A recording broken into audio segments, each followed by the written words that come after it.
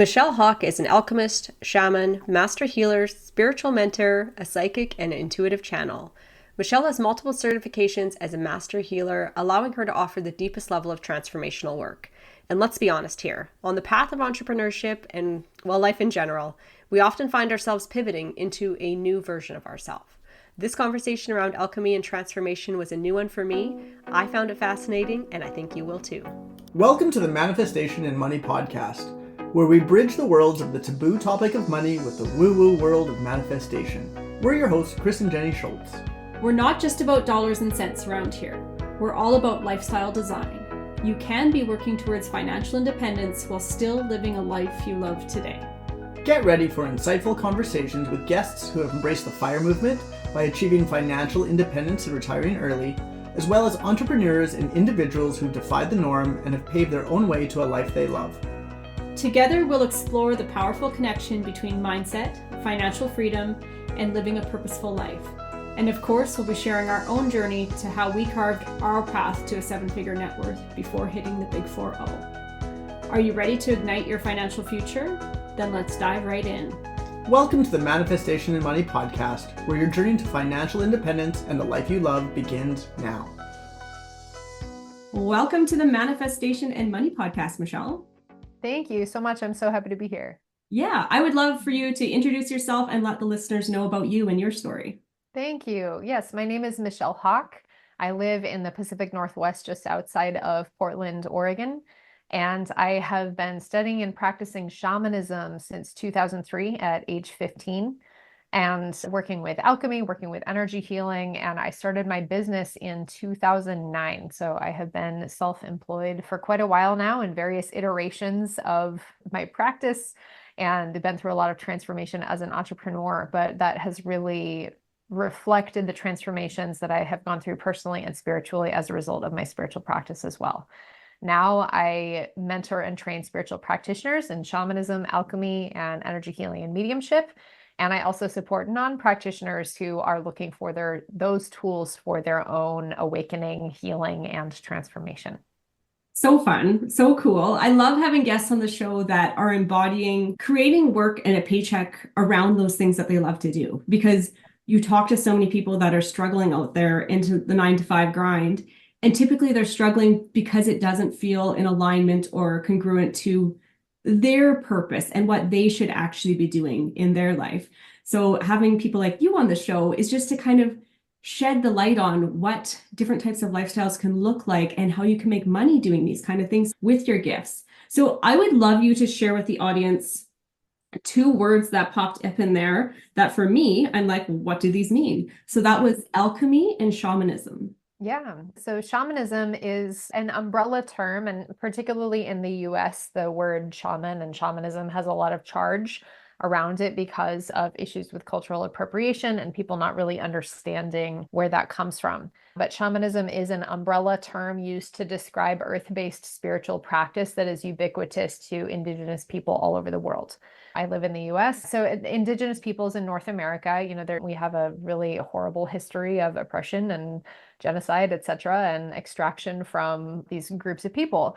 And we see this all over the world, unfortunately. But shamanism, it's not just people in North America. It's, again, people all over the world. There's lineages of European shamanism, African shamanism, Mongolian shamanism, Siberian shamanism, all over, Australian shamanism from Indigenous people.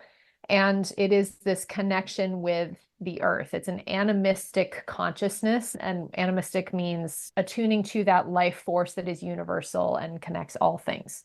So animism looks at all things are alive, animals, plants, rocks, the earth, the elements, and all things are united through this universal aliveness consciousness.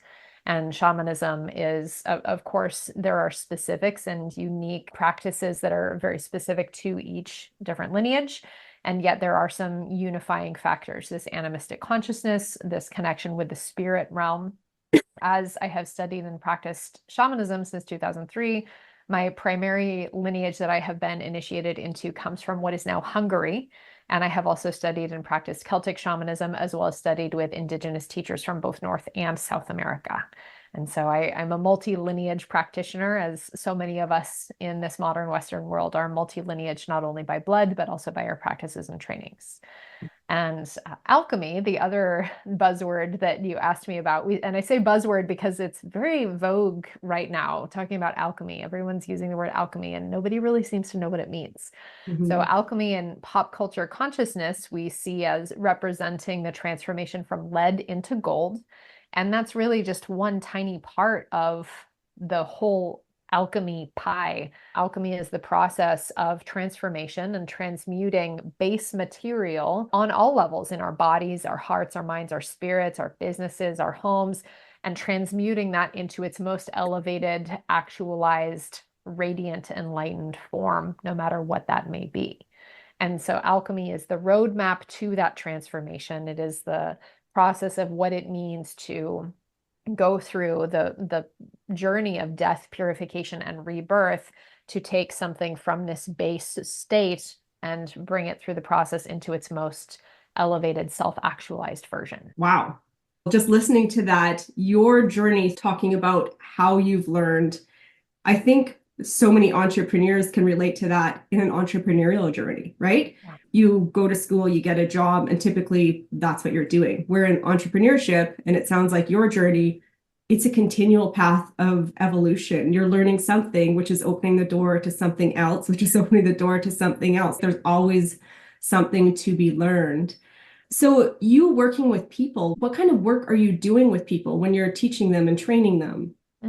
About half of my clients are not practitioners. So they're people who are wanting these tools of shamanism, alchemy, energy healing, and everything that I do, wanting that for their personal journey, whether they're working through developmental childhood trauma, they're working through ancestral lineage trauma, they're working healing in their body, working with developing their consciousness, their spiritual awareness, their spiritual connection, all of the above, or they're looking at their lives and saying, you know what, I don't feel connected to my purpose. I'm not happy. I feel like something's missing and I want to go deep under all the layers of conditioning and come home to myself. I don't even know who I am right now. So I have people come to me who are in that journey. And then I also have the other half of my clients are practitioners. They're new, aspiring, or established spiritual practitioners. They're body workers, massage therapists, acupuncturists, naturopathic doctors, Western medical doctors, nurses, physician's assistants. They're in some kind of service, healing, helper, healer role, social workers, therapists, or energy healers. And they're looking for training and spiritual skill development to add tools of shamanism, alchemy, and all of the modalities that I work with to their practice to support their higher service and supporting their clients. I love that you are training people to support that, because in the traditional go to the doctor, get fixed right now, it's just kind of the band-aid. You're not getting to the root of stuff. So I think what you're doing and helping other people do and expanding their practices is going more to the root of why people are sick or suffering. Now, you talked in there about helping heal the body and energy healing. And I'm just curious, what does energy healing look like?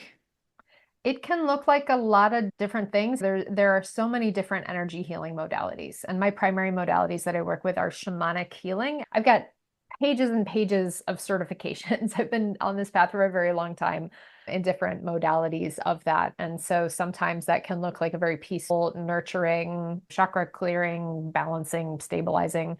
And sometimes in a more intense healing session, like if I'm helping to extract something out of somebody, there's drumming and a lot of noise and crying and vomiting sounds, etc., which ends up being a little dramatic, but it's part of the process of energetic purging and purification to help support extracting something out of somebody. Or another thing that shows up in shamanic healing is soul retrieval. So if somebody has some soul loss or soul fragmentation, either from trauma in this life or inherited trauma from their lineage or past life trauma, then working with retrieving those pieces and reintegrating them into wholeness. Fascinating. I would just love to hear, what are some things that people have to purge? Yeah. So this purging and releasing, this is something that falls under when we talk about the process of transformation and the cycle of transformation. We have both in shamanism and in alchemy, we have the process of death, purification, and rebirth. Or in shamanism, we look at death and rebirth.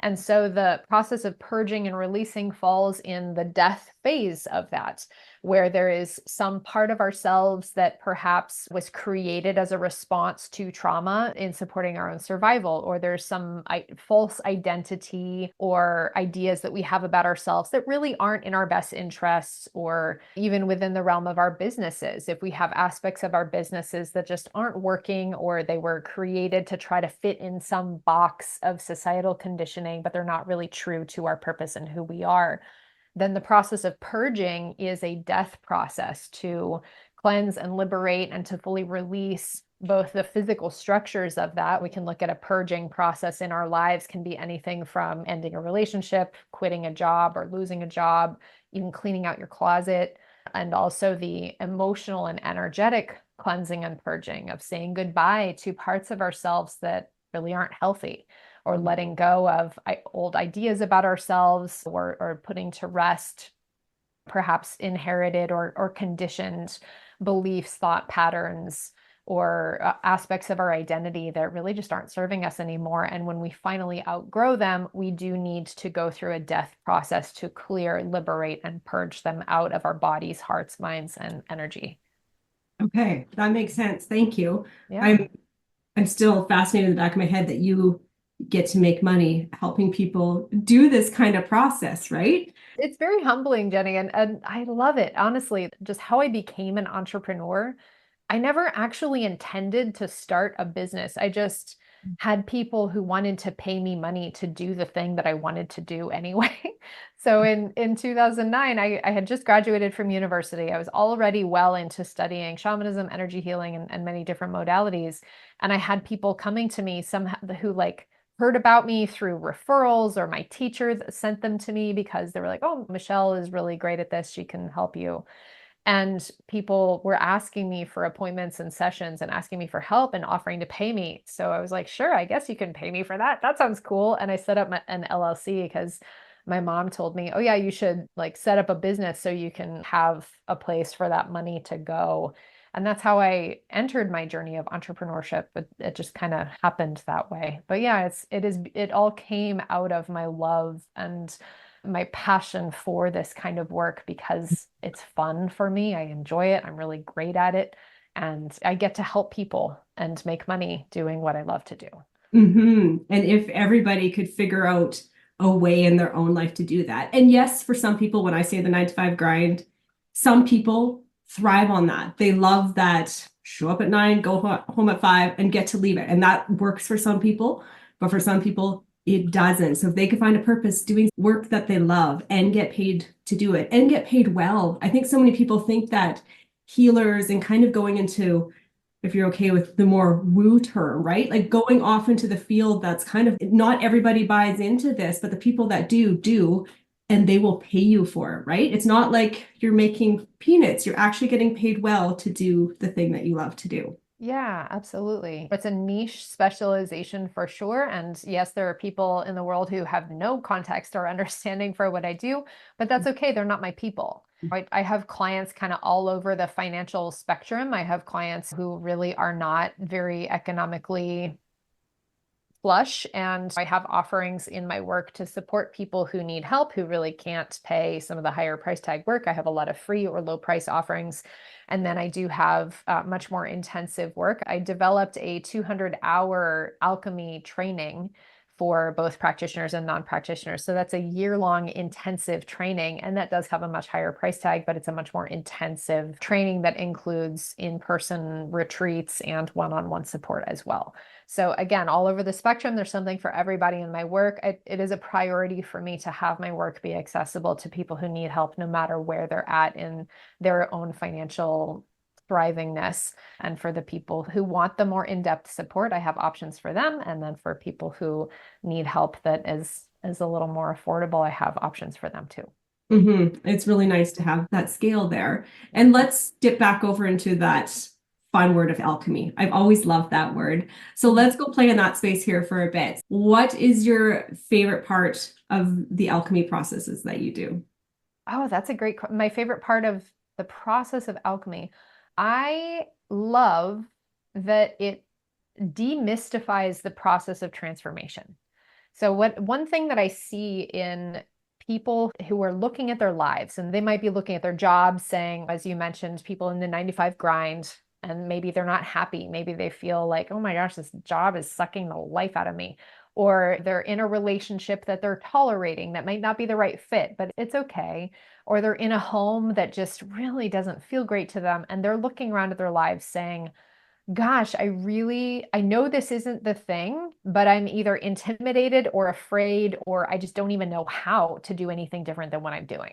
And there are so many people, and this is true also in our businesses. Like if you kind of create this groove for yourself, it can feel, for those of us who are entrepreneurs, it can feel very almost like overwhelmingly debilitating to look at, oh my gosh, I want to make this pivot in my business. Like something in my work really isn't making me happy anymore. And it seems like a huge endeavor or pain in the butt to make these changes.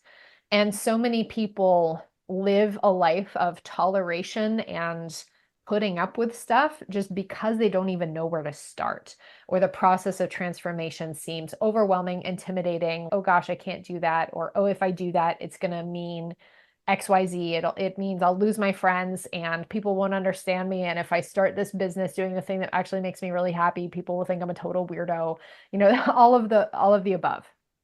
And alchemy is literally the roadmap to transformation. That's what it is. That's its thing, is it teaches us how transformation works through the 3 phases that I already mentioned: death, purification, and rebirth, which are divided into the 7 stages of alchemy. And each stage of alchemy is responsible for this very particular aspect of the process of transformation, that when we know how it works, it just makes it so much more approachable.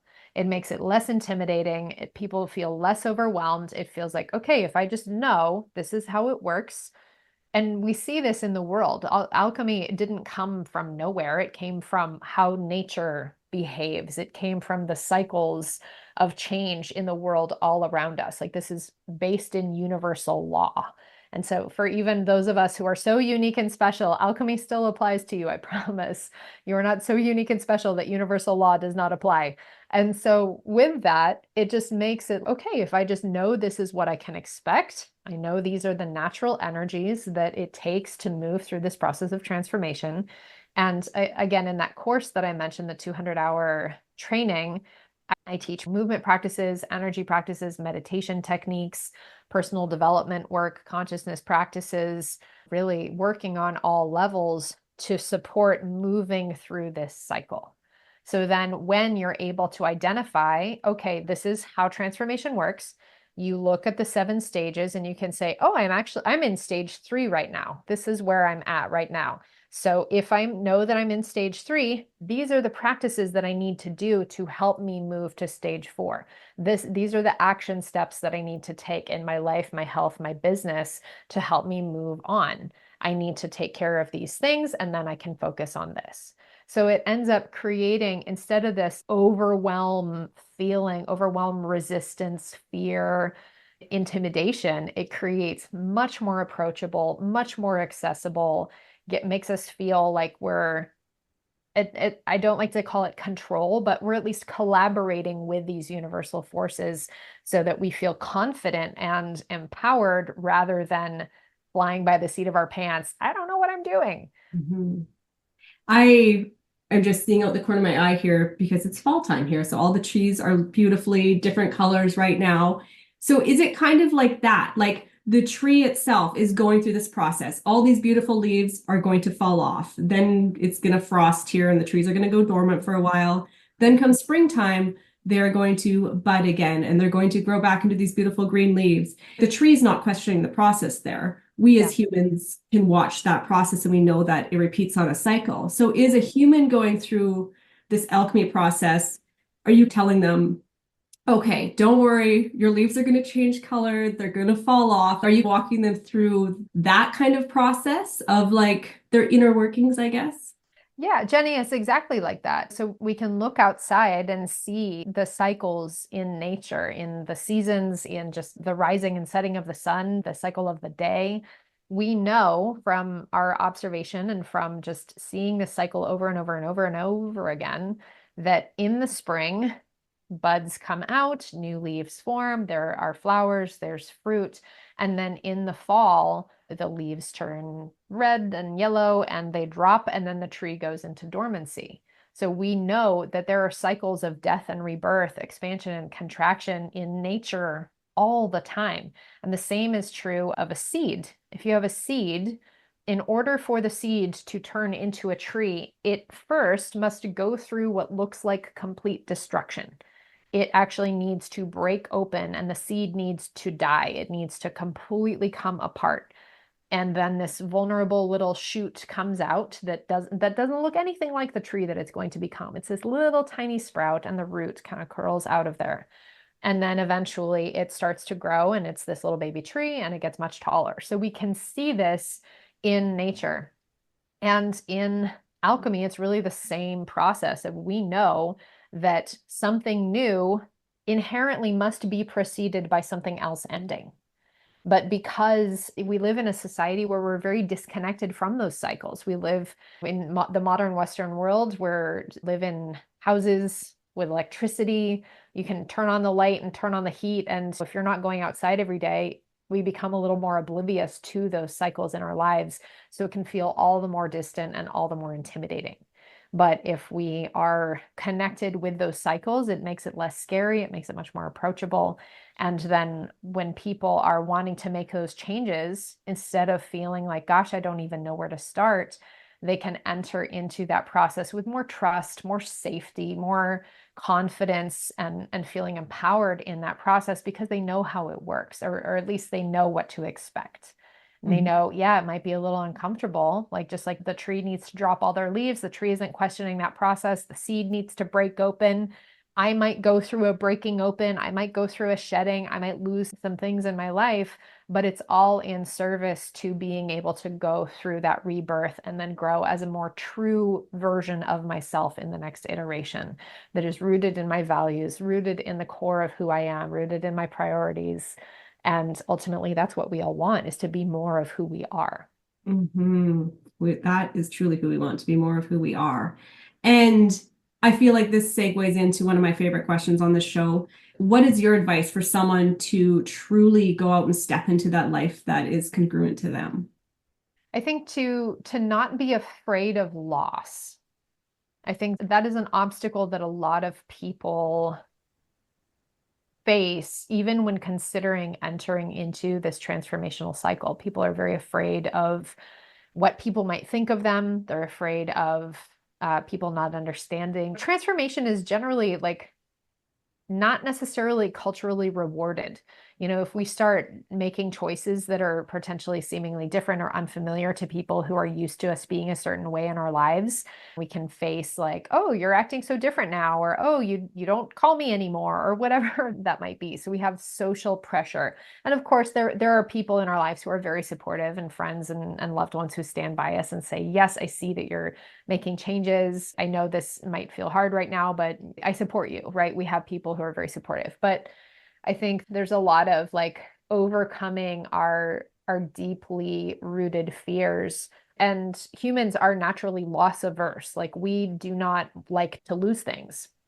And that just makes sense based on our survival. But I think with knowing and trusting and embracing that before rebirth, something has to go, something has to die, and to not fear that. Because in alchemy as a spiritual wisdom, tells us that whatever enters through the fires of transformation, we don't know what will be remaining on the other side.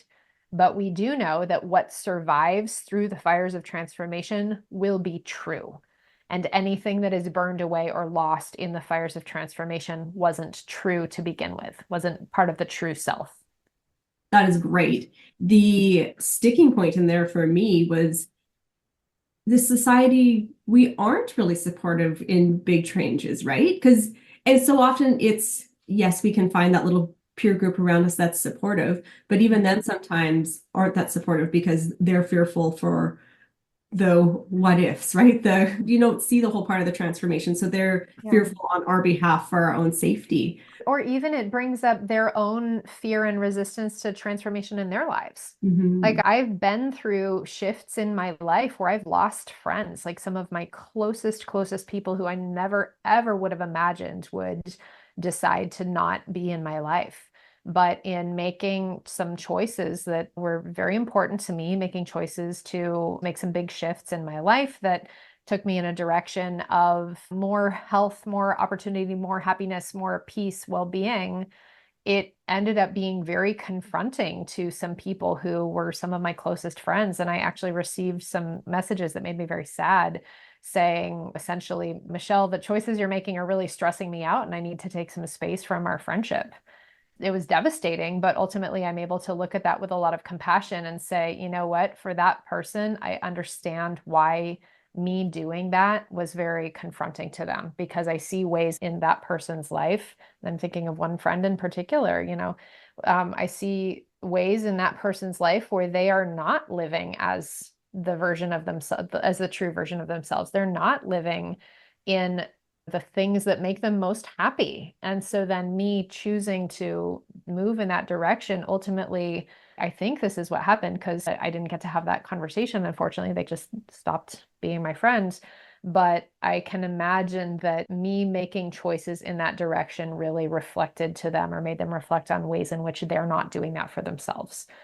And so for us, we, the change makers, we who are here to be more of who we are, we who are here to step boldly into a life that is true and authentic and ultimately inherently sort of revolutionary by virtue of the fact that it is true to our core essence and true to nothing else, that will be confronting to some people. And it will be confronting to anyone who is living a life according to external values or culturally imposed conditioning.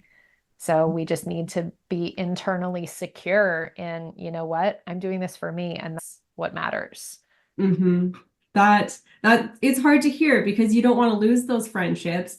But if I had a magic wand that I could throw onto this world, I would love for there be a way for me to live my life, you to live your life, the neighbors to live their life without judgment, without putting our own beliefs onto them, and just to have that support for each other, right? It's hard to hear that we can no longer be friends because you're going to go do this thing. And you're not going out and doing something crazy and evil, right? Like something that aligns with you.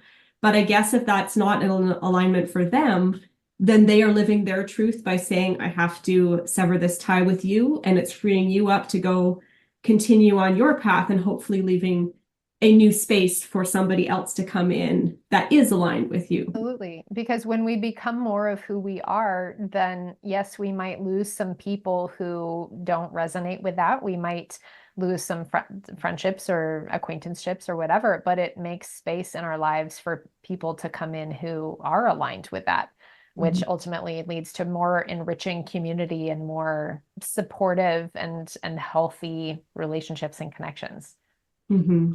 For people who feel aligned with you, Michelle, and want more of your community, where can listeners reach out and find you?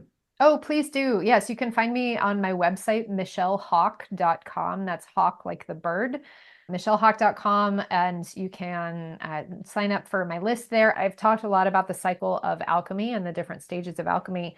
So from my website, you can download a free guide to the 7 stages of alchemy that will help you identify where you are in the cycle of transformation, as well as teach you more about how that cycle works. And each stage includes supportive practices and advice on where people get stuck. So if you're feeling stuck or blocked in that cycle of transformation, or you're looking at your life saying, gosh, I really just don't know where to start there. Start with the guide, and this will give you some good action steps to go forward. And then for those who are interested in the 200-hour certification training, you can also find that through my website, michellehawk.com. And please reach out to me. Please do. I really enjoy hearing from people how this episode resonated with you. And I hope this was supportive for all of you out there who are looking to work with transformation in perhaps a different way in your life, in your business. This is honestly the best tool that I have found, the best tool to support people in making big shifts and transformation in their life. Amazing. I will pop all that info in the show notes for people. And I just want to thank you so much for engaging with me on the show today with this conversation. It's a new one for me, and I am definitely intrigued by it all. Thank you. Thank you so much, Jenny. It was wonderful to speak with you. I'm really happy to share this with your audience. I hope it was helpful. Hey, wait, before you go, do you want to increase your income by $1,000 a month? If so, check out our free side hustle guide at www.fourleaflifestyle.com/money ideas. I'll pop it in the show notes for easy access. Thank you for joining me on another episode of the Manifestation and Money Podcast. If you enjoyed today's chat, be sure to hit that subscribe button to catch more of our weekly episodes. Until then, cheers to creating a life you love.